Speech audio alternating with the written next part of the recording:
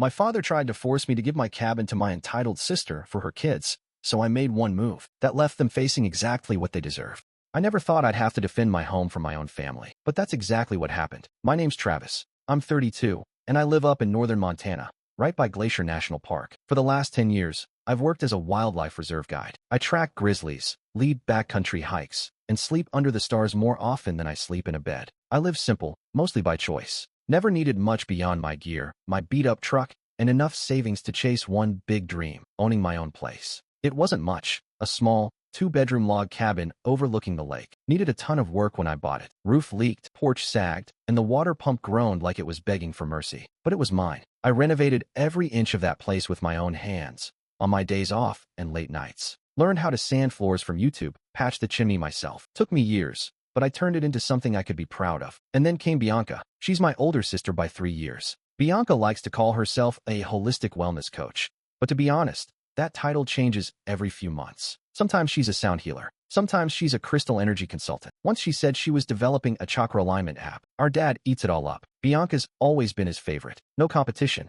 When she dropped out of college to start an essential oils business, he gave her the money. When that failed, he gave her more to open a yoga studio. When that tanked, he paid for her healing sabbatical in Bali. Me? I was out tagging elk collars in the snow while she was Instagramming from a hammock in Ubud. She has 3 kids from 3 different guys, none of whom are in the picture. She's bounced from place to place over the years, always landing back in one of Dad's rentals or spare rooms when things fell apart. Meanwhile, I was sleeping in tents for work and stashing every spare dollar away. No handouts, no shortcuts. When I finally closed on the cabin, I didn't even tell anyone for the first few weeks. It felt too personal, like saying it out loud might jinx it. I just sat out on the porch one night, coffee in hand, looking out at the moonlit lake, and thought, I did this all by myself. But things never stay peaceful for long when it comes to my family. And sure enough, it didn't take long for them to show up. Bianca started sniffing around once she saw the photos I posted. Just a couple of shots. Me staining the porch, the lake view at sunrise. She called it inspiring. Said she wanted to manifest a more grounded space for her kids.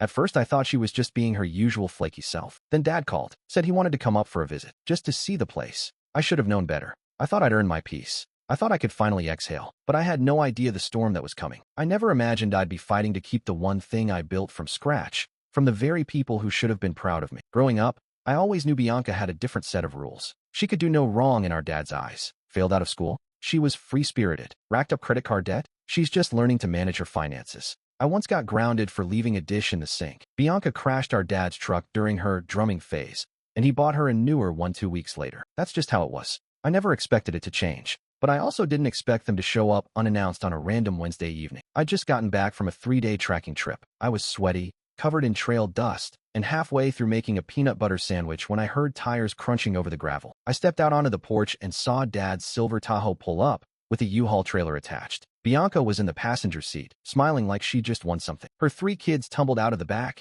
Ella, Kai, and Leo. I liked the kids well enough, but I hadn't seen them in months, and nobody had warned me they were coming. Surprise! Bianca called out, waving both arms like she was throwing invisible confetti. We just thought we'd drop in. I didn't say anything right away, just stood there, staring at them with a sinking feeling in my gut. Dad got out next. Brushing dust off his khakis like the drive up had been some great burden. Thought we'd check out the place, he said, grinning like he'd built the damn thing himself. I wasn't expecting company, I muttered, stepping off the porch. Bianca was already walking around the yard like she was house shopping. It's so serene out here, she said, stretching out the word like it was a mantra. You can really feel the vibrational stillness. I didn't even know what that meant. The kids ran straight toward the lake, kicking up dirt and screaming. Dad barely looked at them. He followed Bianca to the porch, nodding approvingly at the repairs I'd done like he was inspecting a fixer-upper he planned to flip. I could really see this space opening up, Bianca said as she walked through the door without asking. Like, the energy flow in here? It's good, but a little tight. I'm thinking open concept. Knock this wall down. Maybe blow out that corner. I blinked. Excuse me. She turned, all smiles. Just brainstorming. You know, for the kids. They need space to play. And I was thinking of turning the back room into a studio for my virtual sessions. I've already got a vision board. That's when it clicked. This wasn't a visit. This was a takeover. You're not staying here, I said, my voice low. Dad raised his eyebrows like I'd insulted a guest. Son, let's talk about this calmly. It's not forever. Just while Bianca gets her feet under her again. She's been getting her feet under her since she was 20. I shot back. Bianca laughed like it was a joke. Come on, Travis. Don't be so rigid. You're out in the woods all the time anyway. You barely even live here. That's because I'm working. Dad stepped in then, using that calm, condescending tone he always did when he wanted me to feel like a child. We're just trying to make the best choice for the family. Think of the kids. The kids. The eternal excuse. Meanwhile, Bianca was opening kitchen drawers, commenting on how they'd need to be childproof. Leo had already dumped a can of trail mix on the floor. Ella was trying to climb onto my newly installed countertop. I stood there, heart pounding, feeling the old familiar weight pressing down, like no matter what I did, no matter how far I went, I'd always be the one expected to give in. This is my home, I said quietly. Bianca smiled sweetly. And you should be proud. You really made it nice. Then she turned to Dad. But the boys would need bunk beds. Travis doesn't have enough furniture. Dad nodded. We'll work something out. That's when I knew. They weren't asking. They were planning. And it hit me like a punch to the chest. They thought this place belonged to all of us. That because I was family, because I didn't have a wife or kids, I didn't deserve to keep it to myself. But they were wrong. They were about to find out just how wrong they were. They came back the next morning with coffee and croissants like this was just some happy family retreat. Bianca was in yoga pants and a poncho, already barefoot and staging the living room with salt lamps and potted plants she'd pulled from the U-Haul. Her kids were dragging in bags of clothes, a beanbag chair, and what looked like a mini trampoline. Dad trailed behind them, arms crossed like a man trying to look official. I stood in the doorway, watching all of it. Travis, Dad said, smiling too wide. Can we have a word? He pulled me aside into the kitchen, like we were business partners discussing a merger. Bianca leaned in from the doorway, arms folded. I just want to make sure we're all aligned. Aligned? I repeated, staring at her.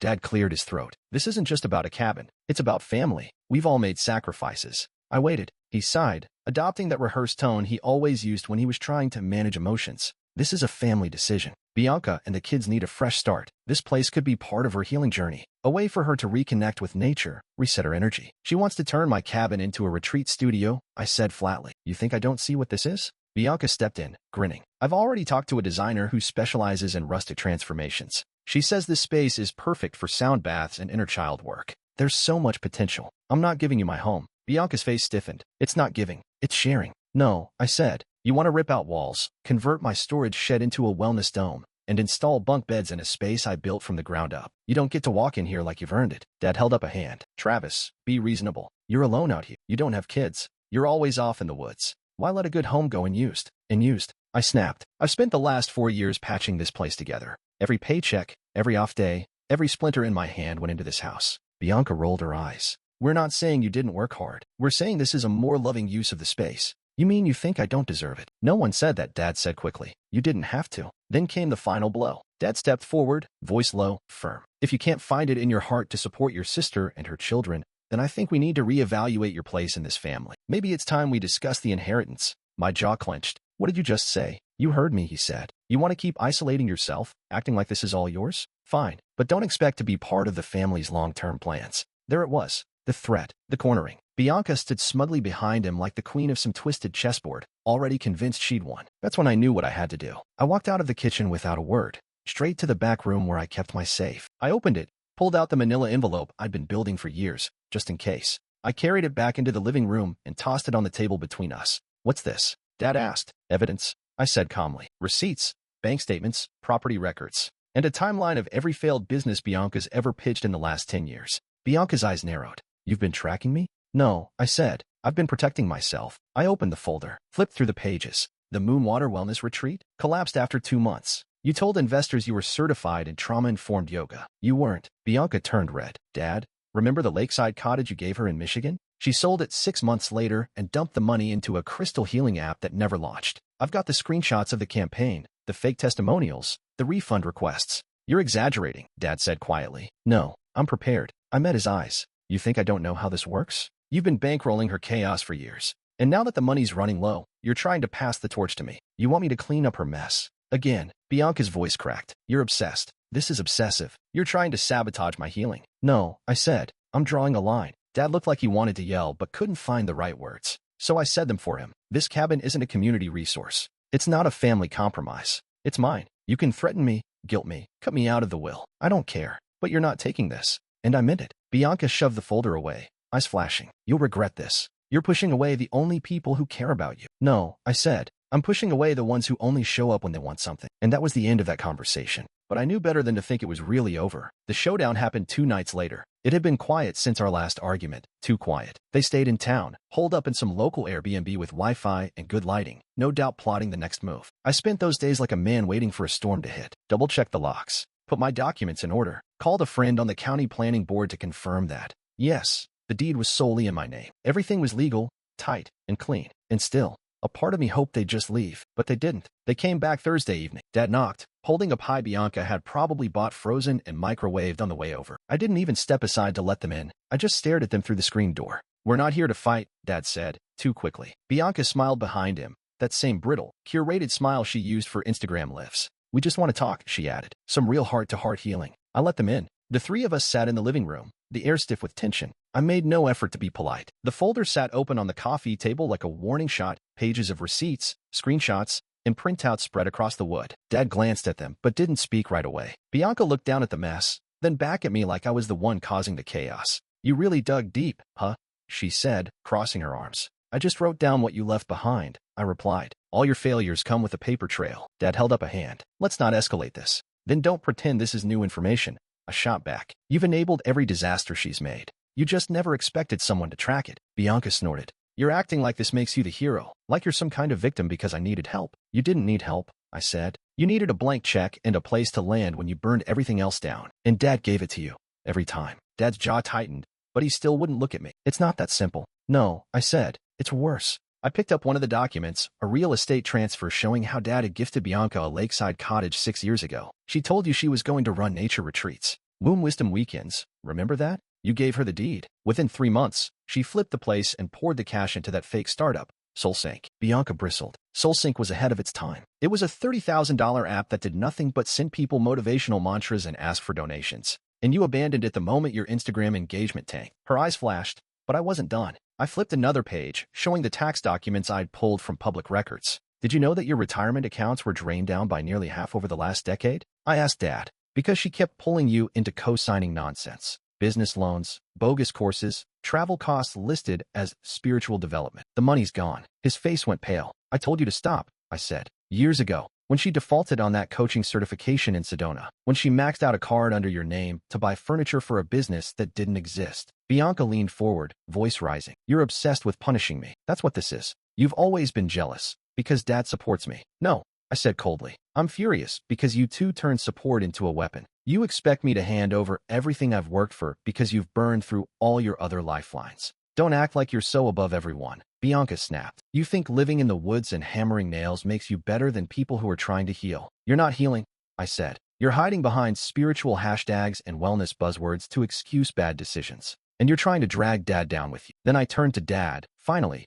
letting the silence stretch until he met my eyes. "You always said I was the practical one, the one who didn't need help. So you gave her everything. And now that I finally have something of my own, you want to take it too. But not this time." He opened his mouth, but the words didn't come. That's when Leo, Bianca's oldest, 11 years old and sharp, wandered into the room, holding a half-eaten granola bar. He looked at all the papers on the table, then at his mom. "Is this like when you took Aunt Kim's car and said it was a loan?" he asked. Bianca froze. "Leo, go to the kitchen." But he didn't. He looked at me. "Mom says sometimes you have to take things before people realize you deserve them." The room went dead silent. I stood slowly and gathered the papers back into the folder. "Get out," I said. Bianca's mouth opened like she was going to argue, but nothing came out. Dad stood. His eyes looked tired, older than I'd ever seen them. "Let's go," he said to her quietly. They left without another word. The door closed behind them with a hollow thud, and the silence afterward was heavier than before. I stared out at the lake through the window for a long time. They didn't win. Not this time. But I had a feeling they weren't done trying. It happened exactly 1 week later.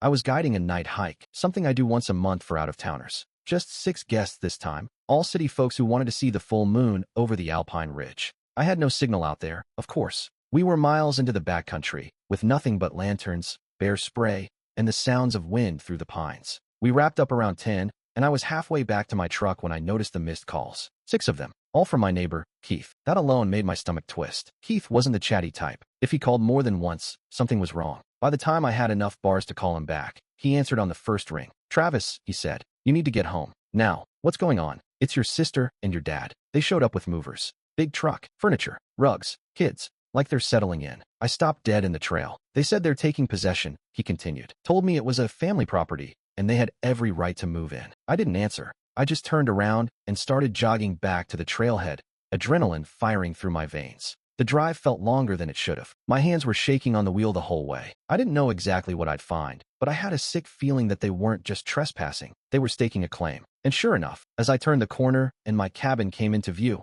I saw it. The U-Haul was parked in the yard. My porch light was on, though I never leave it that way. And inside, shadows moving, loud music thumping, kids running from room to room. I pulled in fast and slammed the truck door so hard it echoed. Bianca was in the middle of the living room, holding her phone up in front of her face, live streaming. "And here we are," she said, panning the camera, "manifesting our dream home, with sacred roots and space for our children to heal and thrive." "Turn that off," I barked, stepping inside. She jumped slightly, then lowered the phone. "Oh, look who decided to show up," she said, voice syrupy with smugness. Her kids were all over the place, jumping on my couch, eating snacks from my pantry, tracking mud across the hardwood I had stained myself. And then there was Dad, sitting in my reading chair like he owned it, sipping tea from one of my mugs. "You've got a lot of nerve," I said, walking into the middle of the room. Dad didn't even flinch. "This didn't need to be a conflict," he said. "You're choosing to escalate. You broke into my home," I snapped. "With movers?" "No," Bianca said sweetly. "We used the spare key you left in the flower pot. And technically, we didn't break anything." I turned toward her, fist clenched. "This is trespassing. This is reclamation," she replied, arms out like she was in front of a TED Talk audience. "This space belongs to the family. I'm just doing what you never had the courage to build: community, build safety, build purpose. By stealing, it's not stealing if it should have been mine to begin with." She smiled and gestured to the pile of furniture being wheeled in: massive couches, a yoga swing, a full-size salt lamp that looked like it belonged in a mall kiosk. "I'm creating something beautiful here. Get out," I said. Bianca blinked, then laughed. "Oh, Travis," she said, shaking her head. "You sound so unhealed. Look, I get that you're clinging to this whole rugged woodsman thing, but you don't actually live here. You live in the forest, in a tent." I turned to Dad. "And you're okay with this?" He didn't look at me. "You left it empty most nights. You're rarely home. It's better for everyone this way. You can't just decide that." "I already did," Bianca cut in. "I even talked to a family lawyer. And I've started an LLC for the wellness studio. We'll make this a legitimate business. You'll be the one causing damage if you try to stop us." My throat tightened. "You think I won't call the police?" Bianca smiled. "And tell them what? That a single man with no wife, no kids, is mad because a mother moved into a house with her children? A house she has deep emotional ties to. Be serious." "I have ownership papers," I said. "They won't care," she said. "You'll look unstable, bitter, maybe even dangerous." She stepped closer. "Call them," she said. "Let's see what happens." I stared at her for a long moment. My heart was racing. My jaw clenched so tight it hurt. And then I did exactly what she told me to. I pulled out my phone, walked outside, and I called the sheriff, calmly, clearly. "I need officers at my property," I said. "I'm the legal owner, and I've got people inside who refuse to leave." Bianca stood in the doorway behind me, phone in hand again, smiling like this was a publicity stunt. "Say hi to TikTok," she called out. But for once, I didn't care who was watching, because I knew what she didn't. I had receipts, and the law was about to catch up with her. They showed up just after midnight, 2 deputies in a marked cruiser, headlights bouncing off the U-Haul, still sitting like a parasite in my yard. Bianca had changed into a flowing white robe by then. She lit incense, for clarity. The kids were asleep on my living room floor, surrounded by throw pillows and coloring books that hadn't been there that morning. Dad was still in my chair, pretending this was all just a little family misunderstanding. The moment the deputies stepped out of the cruiser, Bianca put on her softest, most wounded mother face. "Officers," she said, holding her palms together like she was at a peace rally. "Thank you so much for coming. I'm so sorry he dragged you into this. He's going through something." The taller deputy frowned. "Ma'am, are you Bianca Langston?" "Yes, and this is my father. We're family. He's my brother. This is just a sad little situation that got blown out of proportion." The other deputy, a younger woman with sharp eyes and a notepad, turned to me. "And you're Travis Langston?" I nodded. "Property owner. Everything's in my name. Deed, utilities, mortgage." She gestured toward the door. "May we come inside? Please." They stepped in. The living room was a mix of cozy and chaos. My things pushed aside for oversized furniture, crystals on every surface, and a chalkboard that said Langston Wellness Retreat in pastel handwriting. It looked like a Pinterest vision board exploded in my house. The tall deputy looked around and raised an eyebrow. "You said they broke in?" "I said they entered without permission," I corrected. "Using a spare key they were never given. Then they moved in a truckload of furniture. Against my will." Bianca interrupted. "We're family. You can't trespass on family land. My children needed safety." "He's exaggerating." The female deputy flipped open her notebook. "Ma'am,